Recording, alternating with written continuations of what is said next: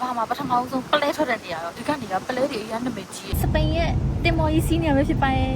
expand ညာလို့ခေါ်တဲ့တင်မော်ကြီးစီကအရင်ကမကြည့်ဘူးရောမောရရင်တော့စားတော့ဆိုင်နဲ့အောင်သွားမှရမှာနော်အခုတော့တင်မော်ရလုံနေသလိုပဲအားလုံးပဲမင်္ဂလာပါနာနာဖလောအနေနဲ့ဆက်သွယ်လိုက်ပါတယ်ဒီနေ့မှာတော့ဂျပန်နိုင်ငံမှာရှိရဆိုပေမဲ့စပိန်ရွက်တွေကိုစီးပြီးတော့ဥရောပကိုရောက်တော့တယ်လို့မျိုးခံစားချက်အပြေအဝပေးမဲ့အမိုက်ဆိုင်နေရလေးတကူအားလုံးကိုလိုက်ပြပေးပါမယ်အဲ့တော့နာနာနဲ့တူလိုက်ကြည့်ပြကြပါအခုလိုက်ပြပေးမဲ့တင်မောကတော့ရိုးရိုးအပျော်စီတင်မောမဟုတ်ဘဲနဲ့လွန်ခဲ့တဲ့နှစ်ပေါင်း900ကျော်ကကဘာတစ်ရှာဖွေရေးခေတ်မှာတုံးခဲ့တဲ့စပိန်ရွက်လေးပုံစံတင်မောကြီးပဲဖြစ်ပါတယ်လက်မှတ်ဖြတ်ရမယ့်နေရာတီးတန့်ရှိရဆိုရင်လည်းနနာကသွားတဲ့အချိန်ကတော်တော်လေးကိုနောက်ကျသွားရပါတော့အားအကြောင်းမလို့ဒီတင်မောထဲမှာပဲတင်မောဦးစီးကနေပြီးတော့မှလက်မှတ်လေးထုတ်ပေးရပါတော့လက်မှတ်ကတော့တစ်စောင်1900ပဲဖြစ်ပါတယ်အပေါ်အရင်ဆုံးသွားကြည့်ပါမယ်ဒါစားဒါနဲ့မဝင်တော့နောက်ထပ်ပတ်စံထပ်ပြီးရင်ဒီလိုပုံစံနေရမှာမိုင်းလို့ပို့ပြီးတော့ဇင်းကြကြတီးတန့်စီစဉ်သူတွေအတွက်လည်းအထူးအိတ်ကန်လည်းပေါင်းရပါတယ်သူ့ကိုသုံးမယ်ဆိုလို့ရှိရင်တော့900ထပ်ပေါင်းပြီးပေးရပါမယ်စီကအရင်ကမကြည့်ဘူးရောဝင်မယ်ဆိုတော့ဝင်နေတာမနနာထိုင်ကုန်မှနေရမှာမဟုတ်ဘူးဒါဟိုသွားလိုက်ပြီးသွားလိုက်တော့မှာဆိုမွေတော့ဦးနှမျိုးကဲခုကတော့အပေါ်ဆုံးထက်ကိုတောက်ပါမယ်ပေါ်ကနေပြီးတော့မှ view လက်လက်လေးကြည့်လို့ရပါတယ်ပြီးတော့လို့ရှိရင်ပလဲမွေးမြူလေးတွေကိုလည်းလေ့လာလို့ရပါတယ်မောရရင်တော့စားတော့ဆိုင်နဲ့အောင်သွားမှရမှာနော်သူကလေကြာချင်းကလေမိနစ်50ထားလိုက်ပါတနားကြီးပဲထားလိုက်ပါတနားကြီးတောင်ကြာပါအဲ့ဒါနေဆက်ထွက်တော့မှာအခုတော့တင်မောရလုံနေသလိုပဲဒီတင်မောရဲ့နာမည်ကတော့ España လို့ခေါ်ပြီးတော့စပိန်ဘာသာနဲ့ဆိုလို့ရှိရင်မျောလင်းဆက်လို့အဓိပ္ပာယ်ရပါတယ်ဆက်ဆောက်ရာစုစပိန်ရေးချောင်းရှာဖွေရေးခေတ်ကကားတဲ့ရွက်လီဒီဇိုင်းကိုအခြေခံပြီးတော့တည်ဆောက်ထားတဲ့3နိုင်ဆက်ရွက်လီပုံစံအပျော်စီတင်မောကြီးပဲဖြစ်ပါတယ်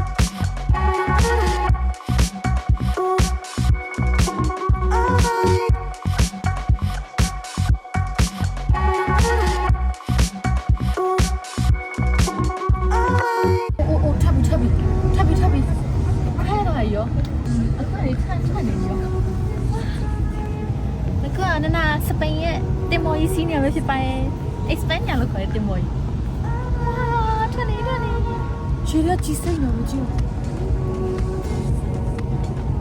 တတိုင်းနဲ့တိုင်း3တာဟုတ်ပြီဒီတော့စားလေအတင်းအနေကြည့်မယ်ဆိုလို့ရှိရင်လုံးဝစပိန်ပုံစံဆောက်ထားတာပဲစပိန်နိုင်ငံကတင်မောတွေကိုအတူယူပြီးတော့ဆောက်ထားတာ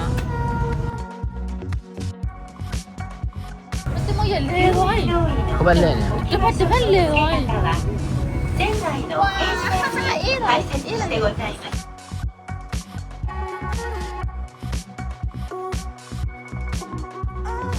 那不要那太逼嘛，你帮我们的肉。我那那里吃了。我一的。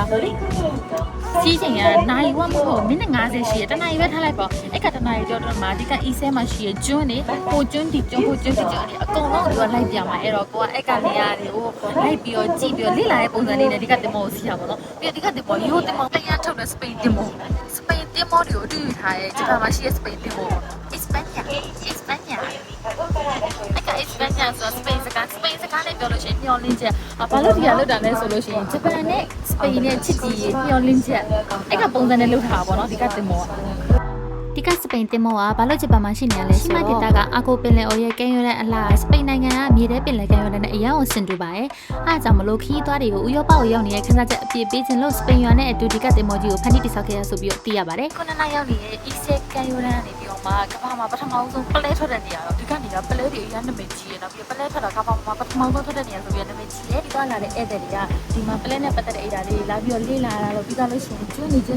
ရှောက်ပတ်ပြီးလေ့လာတာလို့လည်းလုပ်ကြတယ်ပြီးတော့ခုနကရောက်နေတဲ့နေရာ2016တော့ဗာလေ G7 ဗာလေဆွေးနွေးပွဲလေးခေါင်းဆောင်တွေဆွေးနွေးရနေဒီနေရာမှာလောက်တော့ရောတင်မောရပါနေဆိုတော့ဟိုဘက်ကရက်တွေတော့ပြကန်တယ်ဗလားအဲ့ဒါတော့မ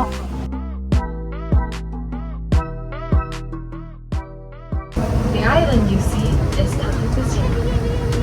This is the island where Kokichi Mikimoto cultivated. အော်နနာလဲလို့လားမသိရွှေ့သွားတယ်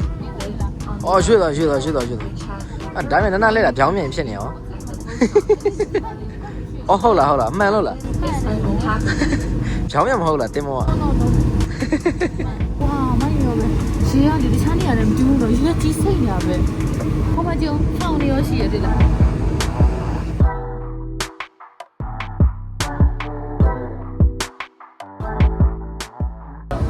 ဒီကတင်မောမှာနာမည်ကြီးဆုံးစာရွက်တွေ3တိုင်ပါတာအရင်နာမည်ကြီး2012ခုနှစ်ကစပိန်မှာထုတ်ခဲ့တဲ့ရွက်တွေဒီဇိုင်းကိုဒီမှာပြန်ပြီးအသုံးပြုထားတာအဲ့ကြောင့်ရွက်တွေလာတော့ပဲရွက်တွေလို့ပြောတယ်မနောက်ကလူကြီးတို့လားစပိန်လူကြီးတတိုင်း3တိုင်ပါတယ်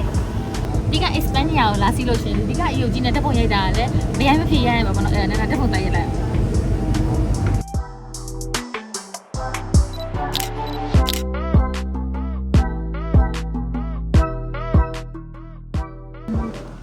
ဒီဟာတွေကလည်းစမ်းတော့သူပြောသွားတယ်ဒီလားပင်လေရေမျက်နှာပြင်အောက်2မီတာခွဲမှာကမာခီးကောင်တွေကိုမွေးထားတယ်အော်မတွေ့လားအတန်းလေးနေတယ်တွေ့လားအဲ့ဒါကြောင့်သူကဒီဟာလေးမွေးထားလို့ဒီကနေရအောင်ရှောင်းပါဆိုတဲ့ပုံစံမျိုးလေးနဲ့အဲ့လိုမွေးပြထားတာရော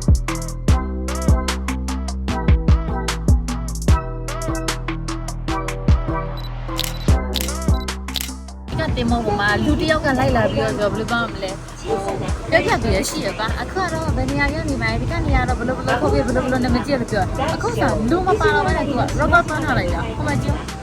အပေါ်ကနေပြီးတော့အတန်းလေးပြောနေတွေ့လားအခုအိန္ဒိယကတော့ဘယ်နေရာပဲဖြစ်ပါရဲ့သူကတော့ဘယ်လိုနာမည်ကြည့်လို့ဖြစ်ပါရဲ့ဆိုပြီးကျိုးတွေကိုလိုက်ကြည့်နေတော့မဆိုးဘဲတော့ဒါရန်ထောက်ကိုရတယ်နဲ့ကြည့်လို့ရတယ်ရောရန်ထောက်က2000ပဲထားလိုက်ပါ2000ဆိုလို့ရှိရင်အခုစင်းနဲ့တွေ့မယ်ဆိုလို့ရှိရင်မြန်မာကစားတော့လည်းဘယ်လိုမှကြည့်အောင်မဆိုးဘူးလို့ထင်တာပဲနော် ဟာတင်မောစီးရလဲမိနစ်50ဆိုတော့တော်တော်ကြာပြီးတော့စီးရတယ်တော့ပါတယ်နော် မိနစ်30လောက်ပဲကြည့်တယ်ဟုတ်မယ်မိနစ်50လောက်ရှိတယ်နောက်ပြီးတော့စိတ်ဝင်စားတဲ့ကောင်းနေရှိရသေးလားအောက်ထပ်မှာလေအခုနောက်တက်လာ3တက်မြောက်နှစ်ထပ်မှာစားတော့ဆန်ရှိရရောအဲ့တော့အဲ့ကစားတော့ဆိုင်မှာကိုကဗတိညာလေးစားရင်းနဲ့အောက်ကနေပြောမှပြန်ဖြူးကြည့်လို့ရတယ်မိုးရရင်ဒီပေါ်ကတော့မရဘူးပါအဲ့တော့မိုးရလို့ရှိရင်သူကစားတော့ဆိုင်မှာအေးဆေးလေးချဲလို့ရမယ့်ပုံစံလေးလည်းလုပ်လို့ရတယ်အဲ့တော့နနအခုအပေါ်မှာနည်းနည်းပပလေးလေးကြည့်ပြီးတော့ဆိုအခုကနေဆက်ပြီးတော့နှစ်ထပ်ထိုးအောင်လား Let's go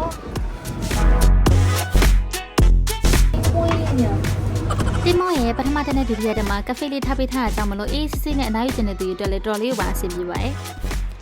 ဒီမှာတော့ပပပပစားလေးနဲ့အေးနဲ့ကော်ဖီအစုံရပါတယ်အာလူကြော်ရယ်ပြီးတော့လို့ရှိရင်အမေရိကန်ဒေါ်လာအဲ့နှစ်ခုဆိုင်နဲ့ပြူကြည့်ပါမယ်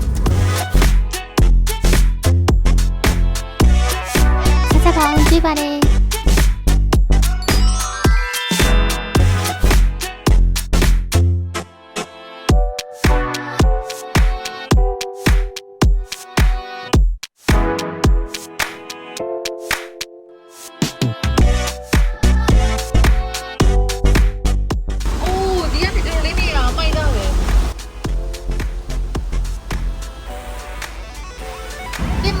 မိနစ်50ဆိုတော့ကြာတယ်ကွာနောက်ထပ်ဟိုတောင်လို့သေးရ18မိနစ်တောင်လို့သေးရအခုတော့ပြန်ခွင့်ရတယ်ဒီနေ့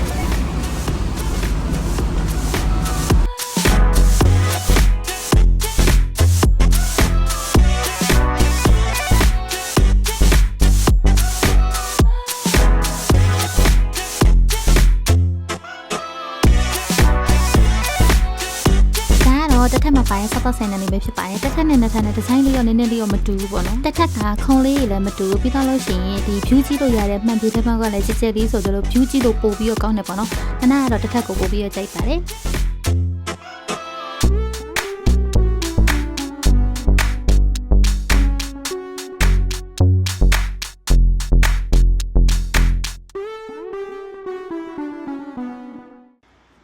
ကဲအခုကတော့မိနစ်50ပြည့်လို့စိတ်ကန်းကိုစိုက်ပြီးဆိုကြတော့အခုကနေစားပြီးအားလုံးဆင်းကြပါမယ်။ဟုတ်ကြတမို့ရအပြင်းကြီးမပူပြီးတည်တာနော်။နောက်ကအထဲထဲကနေပြီးတော့ပဲနေရာဆိုတိတ်မတည်တာ။မဲ့အပြင်ကိုကြည့်တာအပြင်ပုံစံ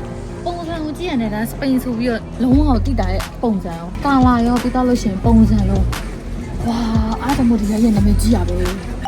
အချိန်လေးရမယ်ဆိုလို့ရှင်တော့ဒီနေရာကိုတစ်ခါလောက်ပြပြသွားပြီးတော့လဲကြပါနနနေနဲ့အကြံပေးလိုက်ပါနဲ့နနရဲ့ vlog လေးဆက်ကြည့်ကြပေးကြရတဲ့အားလုံးကိုကျေးဇူးများတင်ပါတယ်နန vlog လေးသဘောကျတယ်ဆိုလို့ရှင် YouTube ရဲ့ TikTok ရဲ့မှာ follow and subscribe လေးလုပ်ပေးကြပါမြတ်တဲ့ခင်ပါတယ်အားလုံးလည်းနောက် vlog မှာပြန်လည်ဆက်တွေ့ကြပါမယ် bye bye